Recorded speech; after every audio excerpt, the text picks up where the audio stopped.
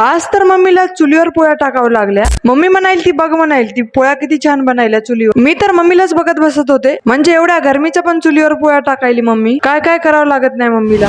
शिवांश बघा बिचारा एकटच खेळत बसलं होतं. बाबाला उपवास होता आज, तर हे आंबे पाठवले होते काल जयाताईनं. घरचे आंबट आंबे खाऊन तंग आला होता. तर ताईला म्हणलं होतं गोड गोड पाठवून दे म्हणून. ताईनं मस्त आंबे पाठवून दिले गोड गोड. त्याच्यातले बाबाला पण दिले थोडे आंबे. हॉल मध्ये जाऊन बघलं तर शिवांश गायब झाला होता. त्याला हुडकत हुडकत गच्चीवर गेले होते मी. आणि बघायले तर काय पोरानं प्लास्टिकचे टोपलं चुलीवर ठेवलं होतं.